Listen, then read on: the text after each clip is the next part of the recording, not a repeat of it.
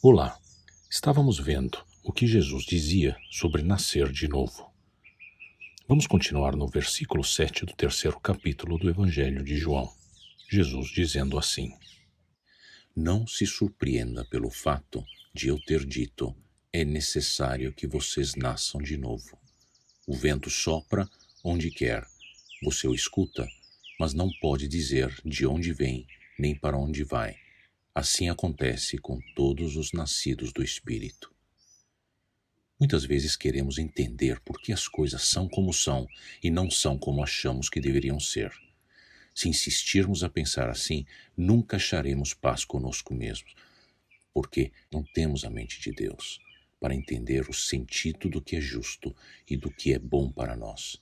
Nosso entendimento e visibilidade são limitadíssimos em relação ao entendimento e visibilidade de Deus. Além do mais, estamos contaminados pelo orgulho do pecado humano de achar que entendemos o senso de justiça e de bondade na vida. Mas não somos nós, mas sim Deus, o Criador dos céus e da terra, quem tem o controle, a vida e o acesso ao seu reino. Como humanos, somos apenas carne. Precisamos do trabalho de Deus para nos tornar algo mais. Nascer de novo é renascer no Espírito através da fé no Deus que a Bíblia descreve, seguindo Cristo e não a nossa mente. Nascer de novo é o batismo do Espírito Santo.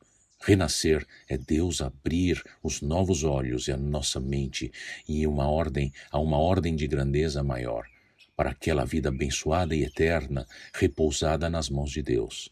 E Deus nos acolhe através do ministério de Cristo, simbolizado pelo ápice do que Ele fez na terra, que não foi fazer milagres físicos para as pessoas, mas o ápice foi morrer na cruz e vencer a morte, ressurgindo em carne e osso, demonstrando assim o seu resgate do nosso estado de pecado.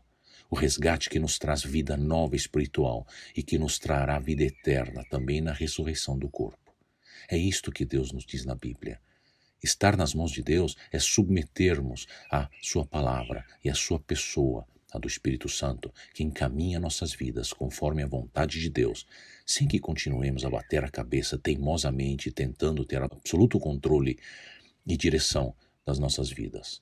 A sensação de sermos guiados pelo Espírito Santo é aquela de estar ao vento, apreciando a brisa sem estressar nossas cabeças duras, tentando represar a direção para onde ele assopra. De novo ao texto bíblico. Perguntou Nicodemos: como pode ser isso? Disse Jesus: você é mestre em Israel e não entende essas coisas? Asseguro-lhe que nós falamos do que conhecemos e testemunhamos do que vimos, mas mesmo assim vocês não aceitam o nosso testemunho.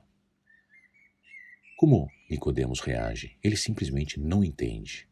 Jesus coloca em evidência que o máximo mestre em Israel que ele era, deveria entender que o cumprimento de obrigações, de rituais e até mesmo encargo religioso não é o que leva uma pessoa a entrar no reino de Deus. Nicodemos ainda não acredita que Jesus veio de Deus, e Jesus está desafiando a forma-mentes do Nicodemos, que não enxerga a realidade espiritual a qual apontava o Velho Testamento da Bíblia, que ele bem sabia de cor, como o exemplo que vimos de Ezequiel no episódio passado. Nicodemos estava com a sua mente presa ao entendimento atrelado a tradições humanas que se desviaram no tempo por causa do nosso estado de pecado. Tradições estas que, na sua realidade judaica, não quiseram perceber que Jesus era o Messias, conforme as Escrituras apontavam. E Jesus desafiava tudo isso e prossegue dizendo: eu lhes falei de coisas terrenas e vocês não creram. Como crerão se lhes falar de coisas celestiais? Ninguém jamais subiu ao céu a não ser aquele que veio do céu, o Filho do Homem. O que Jesus está dizendo para Nicodemos é que é pela fé que ele vai poder entender tudo isso. E aí está o ponto central da questão sobre como é possível uma pessoa nascer de novo. Nenhum ser humano jamais pode chegar a Deus ou entender a Deus, a não ser que Deus desça do céu para se encontrar conosco. Jesus confronta Nicodemos com a notícia estarrecedora que Jesus é Deus, em pé, bem diante dele. Da mesma forma como Moisés levantou a serpente no deserto, assim também é necessário que o Filho do Homem seja levantado, para que todo o que nele crer tenha vida eterna.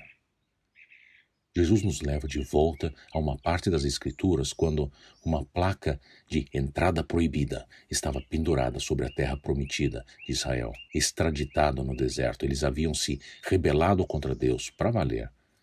Deus então os julgou, enviando a eles serpentes mortais. A punição para o pecado e rebelião na Bíblia é sempre a morte.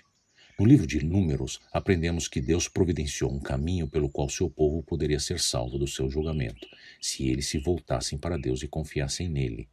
Deus providenciou como resgate da punição das serpentes num poste com uma serpente de bronze levantada. Ao confiar em Deus e olhar para aquela serpente levantada, Deus removeria a sua punição e eles seriam salvos. Por que Jesus conta essa história? Para informar Nicodemos que ele, Jesus, veio para morrer para que nós pudéssemos ser salvos.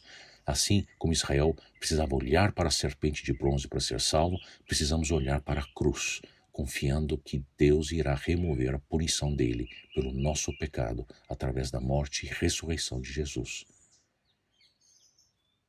Confie em Jesus, em sua morte e ressurreição por você. Ele vai lhe dar a vida eterna. Deus te abençoe.